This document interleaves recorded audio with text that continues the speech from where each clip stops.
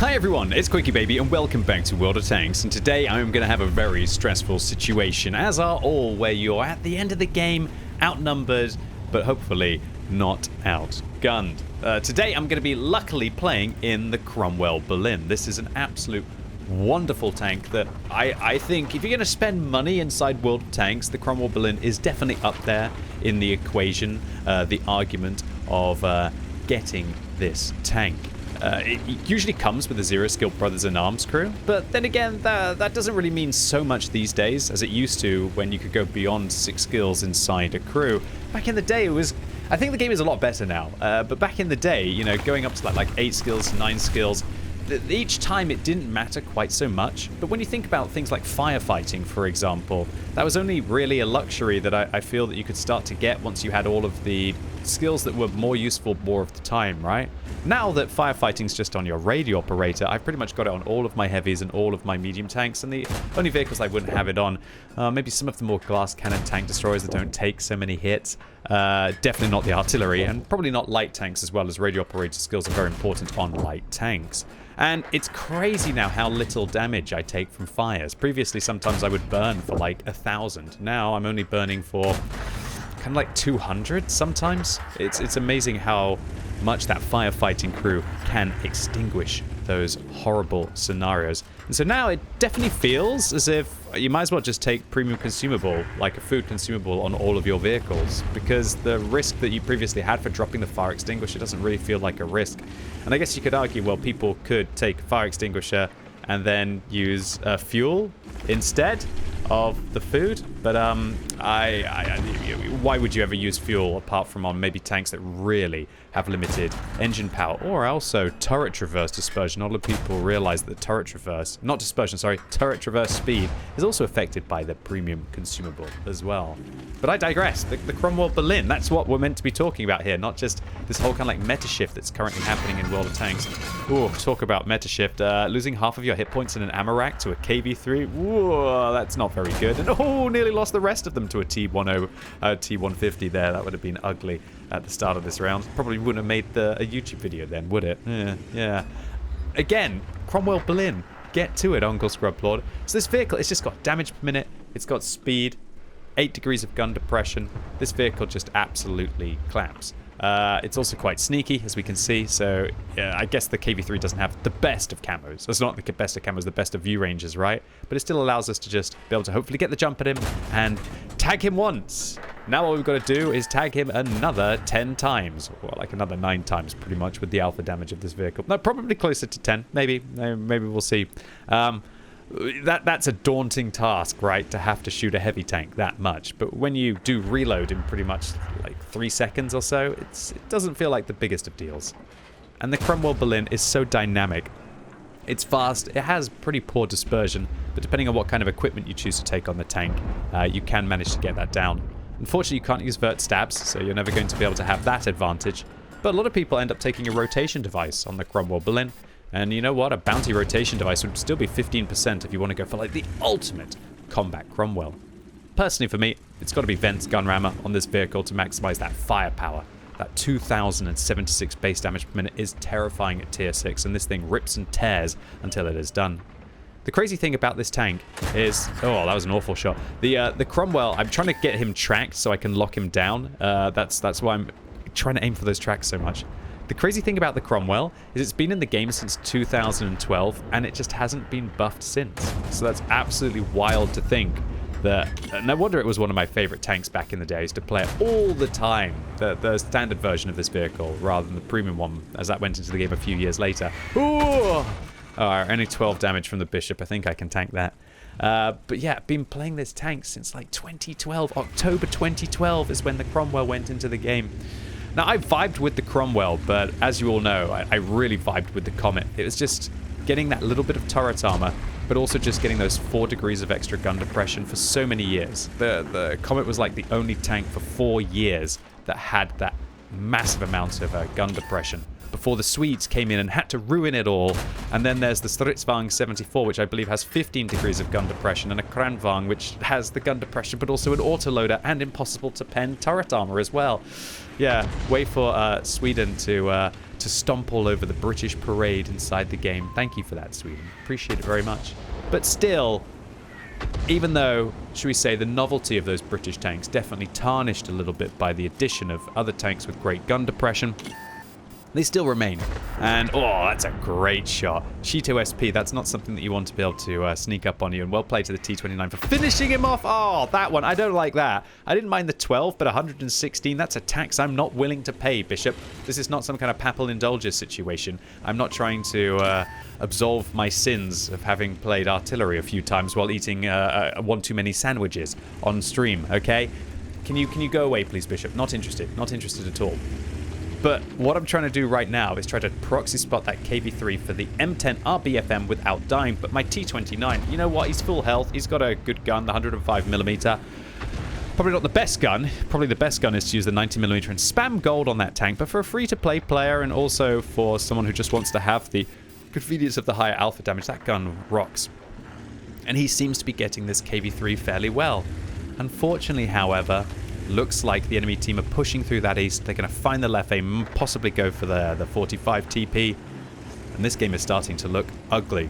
We're in a 3 versus, what is that, 8 tanks? Oh my gosh, yeah. You know, probably the fastest way to do it is actually just to take 15 and -7. Mind blown. Never thought about doing that in World of Tanks before.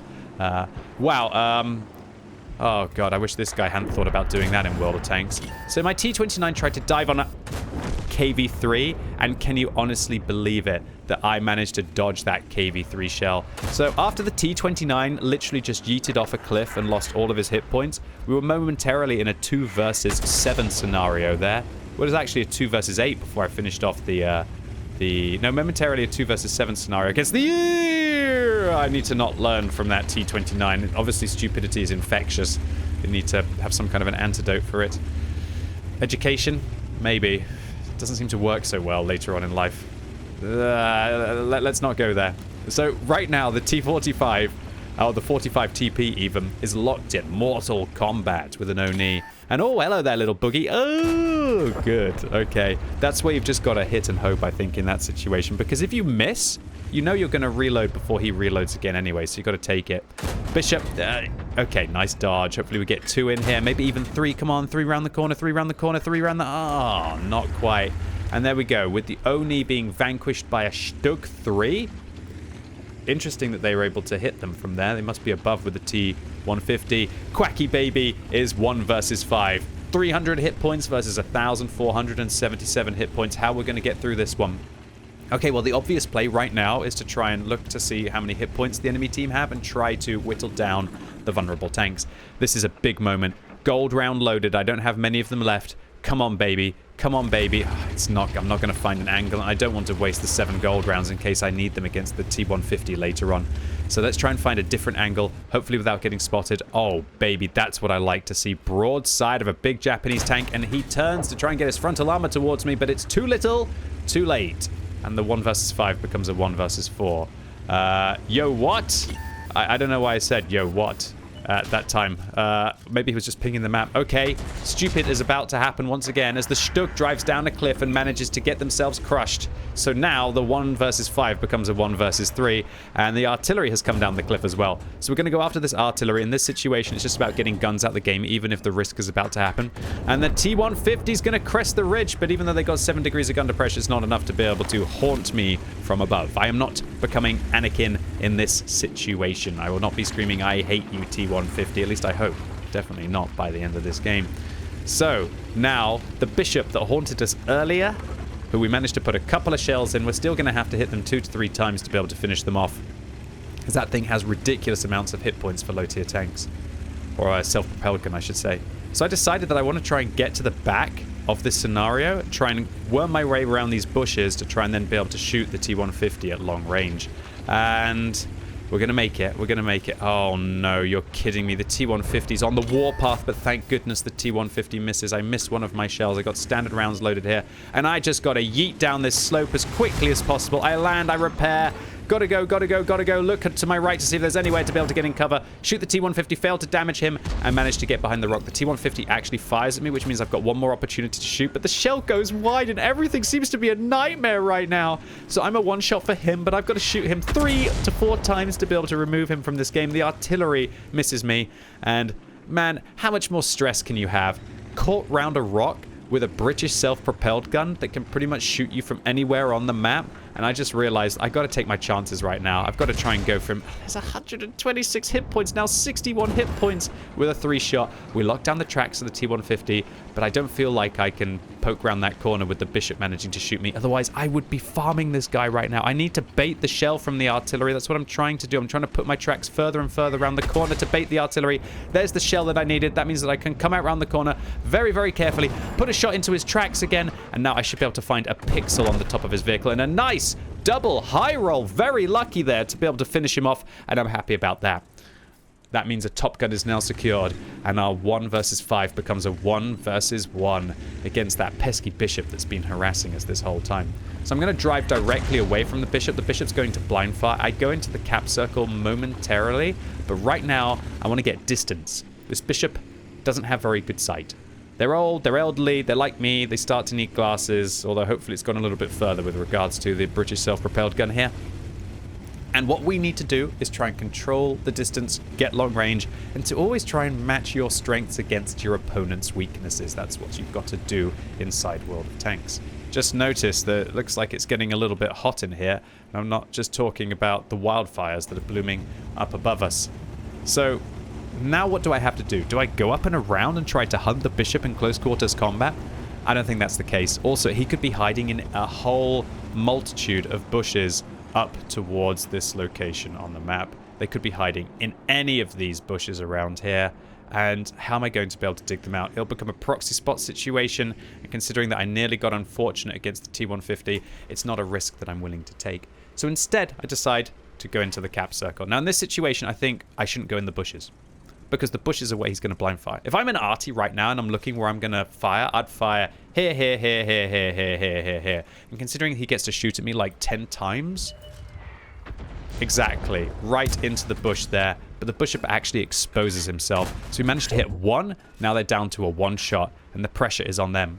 So the worst places to sit, I guess the rock, maybe. But I think the artillery would probably be thinking I'd be behind the rock. So I'm in a situation where if I get spotted, I can still yeet out and then reset the engagement and probably be able to go out the hills. But I think sitting in the bushes right now would be awful. However, if I was playing against a tank that had good view range, I would be sitting in the bushes. Because if they've got good view range, they'll see me. So let me clarify, this is only against Artie, and you see that he's still continuing to splash the bushes. We don't quite manage to catch him as he came around the corner there, but with 30 seconds left, the pressure is now on the bishop, and this is where a plan starts to come together. We got ourselves from a hopeless situation to now putting the pressure up on that bishop to where I'm hoping that it feels like the pressure's on for them. Interestingly, the bishop there, I'm not even sure where they decided to shoot. Maybe just at the back of the cap circle there. But with 7, 6, 5, I missed my shot. No. 3, 2, 1, and the game is secured.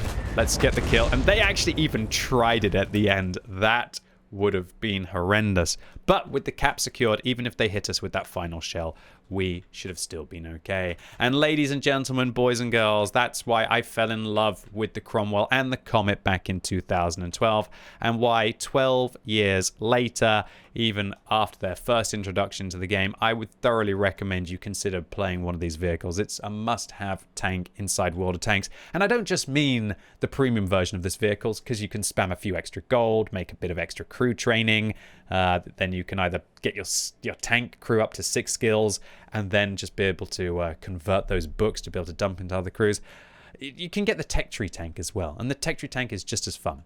But yeah, you probably won't be able to spam as much gold and still make credits or break even as I did in this game. So an ace tanker here for the Cromwell for 1,699 base experience. We get a Lever Slayer's medal for destroying higher tier vehicles in the battle. Pascucci's medal for finishing off the artillery. The one that everybody wants, the Kolobanovs, for standing alone against 5 opponents. An Invader medal, a high caliber, and a Top Gun. And if only that Stug hadn't dropped off the cliff, it definitely might have got a little ugly, more ugly than it already was, but we probably could have secured the Radley. And only 4,000 credits made, which definitely doesn't cover the cost of the consumables that I used in this battle. But the Cromwell with gold, sometimes in these matchups against tier 7s, it does give you the advantage that you need. And so, ladies and gentlemen, boys and girls, that was my most recent Kolobanov's medal, something that I usually only get about once every 6 months. And even after all these years, definitely feels special. And World of Tanks has that feeling with the scenarios that it sets up, at least occasionally. Anyway, that's it. Hope you enjoyed it. If you did, give it a thumbs up. If you hated it, give it a thumbs down. And if you're watching this video as it goes live on Thursday, the 12th of December, I have mystery drops on my channel. So come along right now and you have a